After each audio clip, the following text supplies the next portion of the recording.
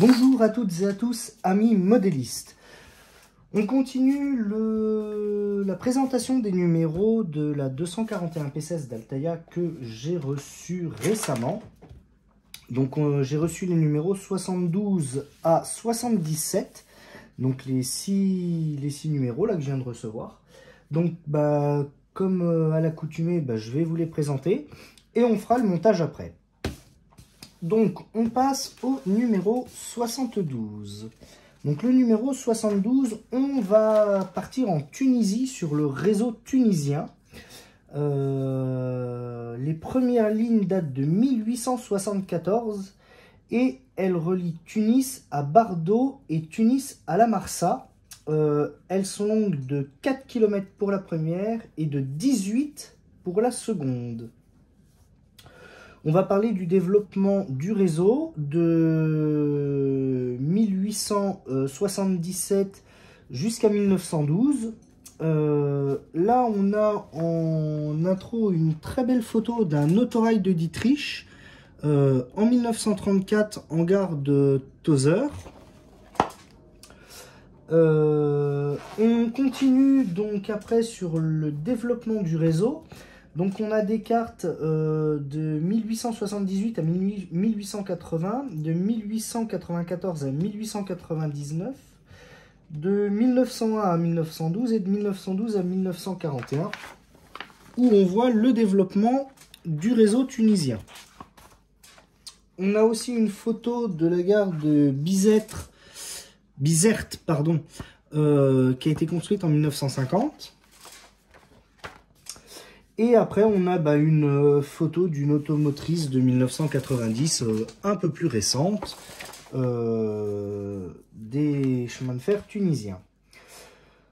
On parle après des vitesses de la ligne. Le réseau a quand même bien grandi parce qu'après, les lignes sont passées jusqu'à 149 km, 150 km de ligne.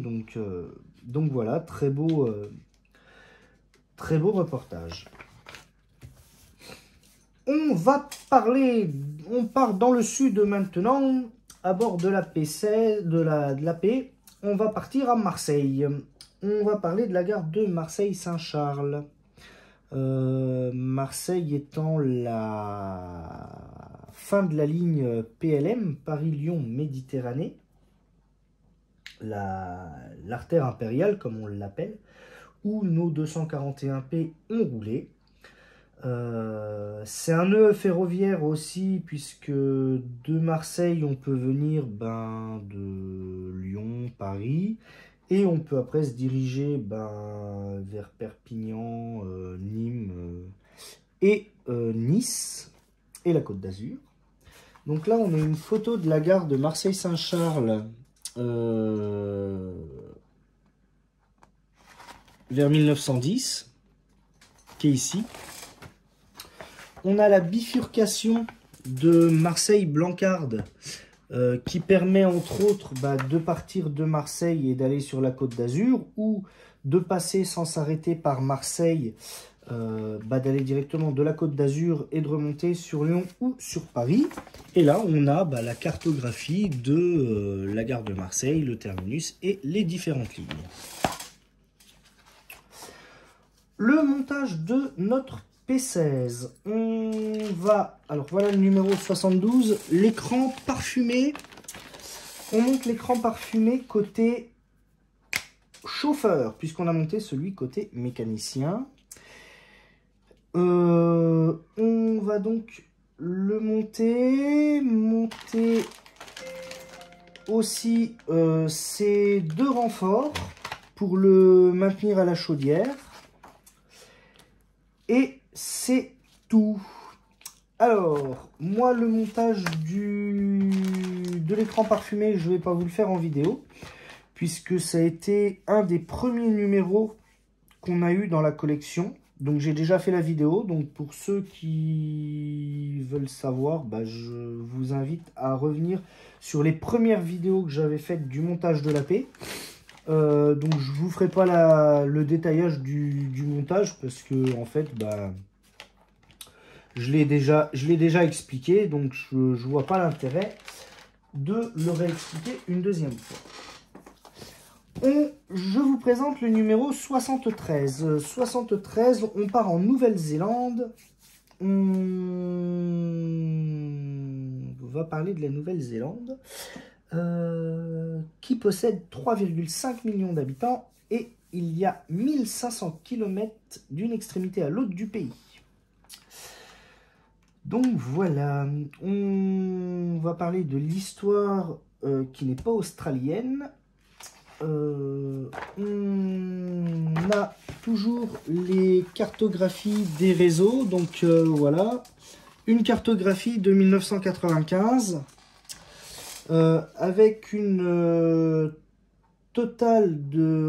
longueur totale de réseau répartie entre les deux lignes qui atteint une longueur de plus de 5700 km. C'est énorme.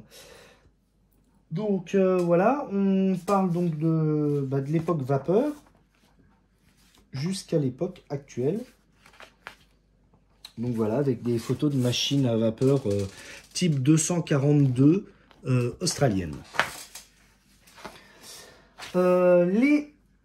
À bord de la légendaire 241P, le petit extrait historique. Donc les belles marches. On va parler des marches et des performances des machines à vapeur sur les trains. Alors une marche, pour ceux qui ne connaissent pas le terme marche dans le jargon ferroviaire, une marche en fait c'est le point A, le point B, la vitesse et l'horaire à tenir. Voilà, ça c'est une marche. Donc du point A au point B, en roulant à telle vitesse, il faut arriver à l'heure en partant à une certaine heure de l'autre point. Donc la marche, c'est ça. C'est la distance à parcourir entre deux points sur un horaire défini tout en respectant la vitesse qui est donnée au mécanicien sur sa fiche train, sur ses flash lignes qu'on appelle les FLH, flash hebdomadaire de ligne. Donc qui répertorie les travaux, les zones de travaux, les restrictions de vitesse qu'il doit respecter et tout ça. Donc voilà, et on a une belle photo de deux mécaniciens sur une 231G. On continue le montage de l'AP. Donc voilà, le numéro pour le numéro 73. Donc le numéro 73, on a encore quelques tuyauteries à monter côté chauffeur, quelques tubes à eau, on a des graisseurs. Et on va après fixer les fils, donc les câbles d'alimentation pour le fumigène, l'éclairage avant de la machine, l'éclairage cabine, et on va après fixer la devanture de la chaudière qui va se trouver en cabine sur la chaudière. Là, on va commencer à passer à des choses un petit peu intéressantes et un petit peu sérieuses. Et on va après poser la chaudière sur le châssis sans la fixer. Et on va y relier toutes les tuyauteries qui ont été montées sur tout ce qu'on a posé sur le tablier. La pompe à eau, les différents graisseurs de chaque côté. Là, le numéro va être complexe. Je pense que je ne vais pas faire un numéro juste pour ça, mais il va être balèze. Le numéro 74. Lost Africa. On va parler de l'Afrique. On va parler de l'Afrique. Arrivés tard en Afrique, les Allemands s'y montrent entreprenants et construisaient des lignes de chemin de fer de qualité. Mais la défaite de l'Allemagne en 1918 remet les intérêts de l'Afrique orientale aux mains du Royaume-Uni. On va parler du chemin de fer de l'Usumbrara. On va partir un peu en Tanzanie. On va parler de l'Afrique orientale. Voilà, on va parler du développement du réseau, un petit peu de politique, puisque c'est dans une période d'entre-deux-guerres, voire peut-être aussi d'après-guerre. Bon, on a toujours les cartographies. Donc là, une cartographie récente de 2010 hein, du réseau de la Tanzanie. Les photos de machines à vapeur hein, d'époque. Hein, Et puis, ben voilà. À bord de la légendaire 241P, on va parler d'un déraillement, le déraillement de 1957. Le 19 juillet à 1h07, le train 20 a abordé la gare de Bolène-la-Croisière à la vitesse de 85 km/h. L'aiguille en position déviée a été franchie à cette vitesse, provoquant le déraillement de la locomotive 241P 22 et de 9 voitures et d'un fourgon. L'accident de Bolène, très connu, très catastrophique. L'accident a fait 23 morts et 74 blessés, notamment par brûlure. Une voiture étant venue s'arrêter devant la porte de la boîte à fumée d'où s'échappaient des jets de vapeur d'eau qui étaient à une température de plus de 400 degrés. Le mécanicien et le chauffeur sont morts dans cet accident. Donc voilà, et on a une photo du reste du tas de tôle de l'accident. Si vous avez le DVD locaux vidéo des Mountain, ils en parlent et il y a un très bon reportage avec des images d'archives qui est très bien fait. On voit la puissance et la gravité du choc. Et on voit surtout l'état de la machine qui, je crois, a été quand même réparée à l'époque et remise en service. Le montage de la 241P, on a reçu la caisse du tendeur et ses plaques. Alors,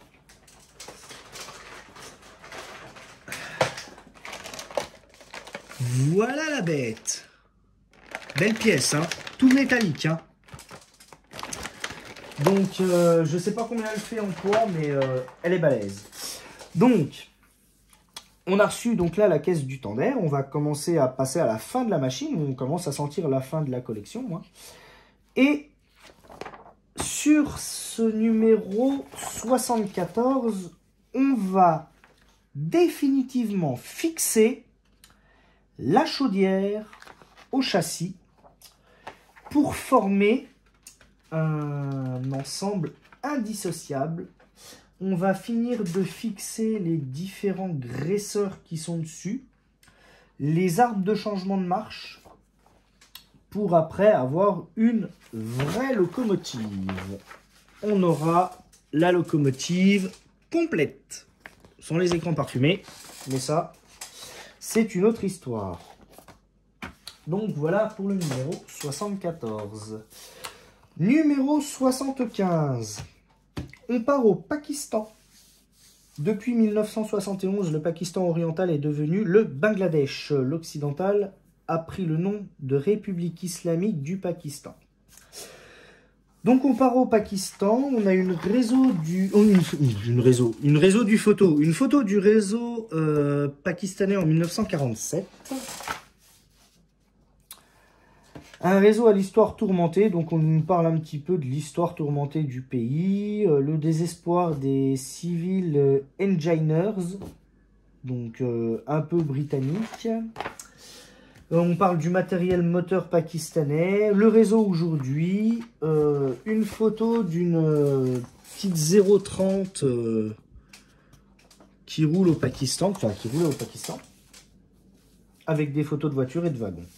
Donc voilà, maintenant le réseau est électrifié en 25 000 monophasés.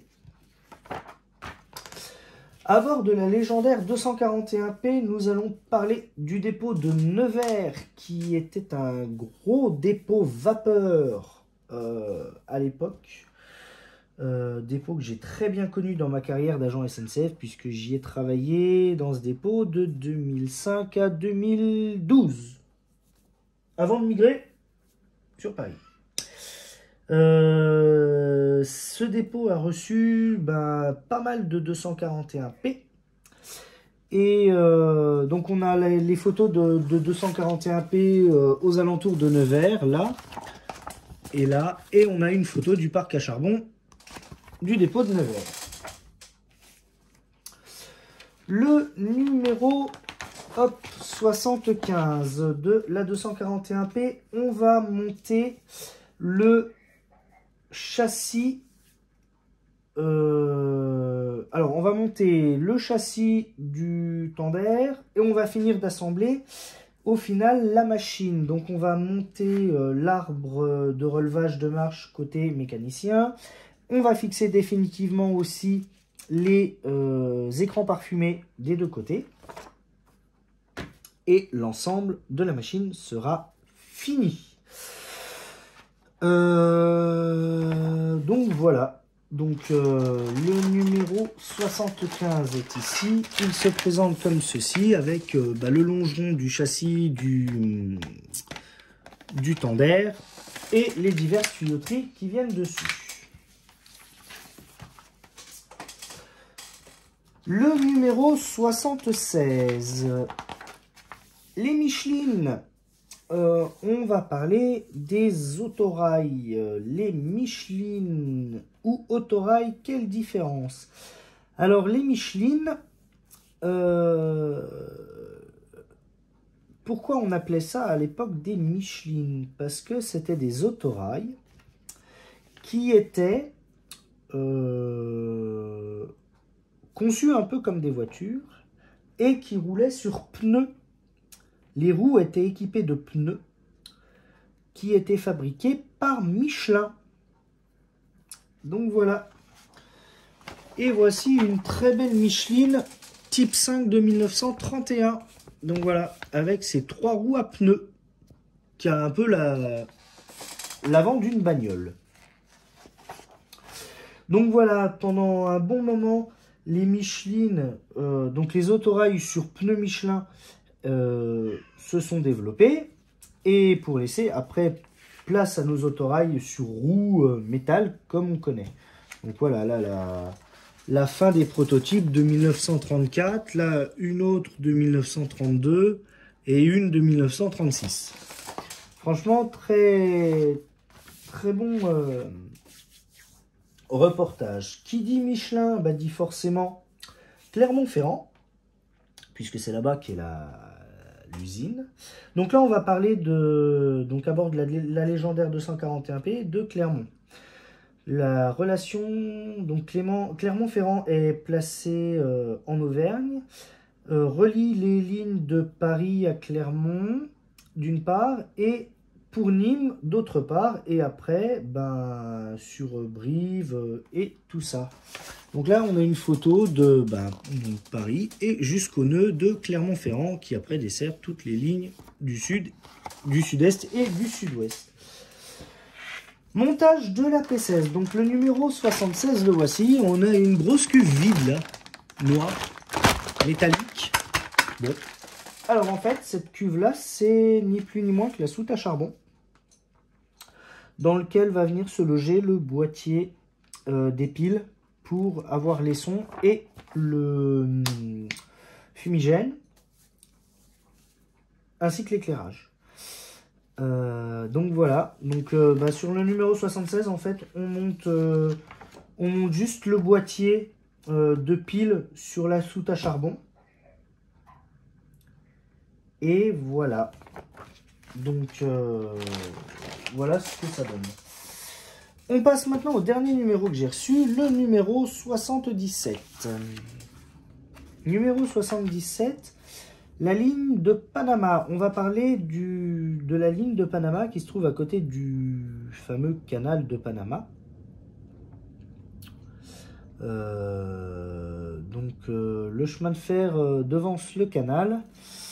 On part aux USA. Donc la ligne de Panama avec le train Made in USA. Le voici. Avec une machine type 230 de 1910. La cartographie là de la ligne en 1855. Le canal vu en 2002. Donc là, on a une très belle photo d'une écluse du canal de Panama avec un locotracteur en mauvaise posture, mais sur une pente très... une rampe très prononcée.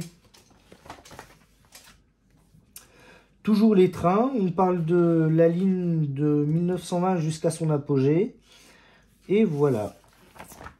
La ligne, donc à bord de la légendaire 241P, nous allons parler de la ligne du Bourbonnais. Avec des photos prises sur des 241P, notamment la P4. Donc la ligne du Bourbonnais commence à partir de Morel-et-Sablon, Morel-Vénul-et-Sablon, et descend jusqu'à Clermont-Ferrand, en passant par Montargis, Gien, Cosne-sur-Loire, Nevers, Moulins-sur-Allier, Rion, Clermont, Vichy, et voilà, et on a de très belles photos d'équipe de conduite aux commandes de 241P, ici, et une vue depuis le Tender. On parle des roulements, des voyages, avec les distances, le nom des rapides, le numéro des rapides, avec les temps effectués par ces machines entre Paris et Clermont, enfin Paris-Nevers et Nevers-Clermont. Donc voilà. Donc pour ce numéro 77, on va finir de monter la traverse de choc et de tamponnement du Tender. Donc la voici, avec là les tampons. On va fixer aussi sous la hotte à charbon le haut-parleur. Et voilà pour le moment. Et une fois que tout ça sera fini, ça ressemblera à ceci. Donc voilà pour tous ces numéros que j'ai reçus. Et ben écoutez, il ne me reste plus qu'à vous dire à tout de suite. On se retrouve pour le montage.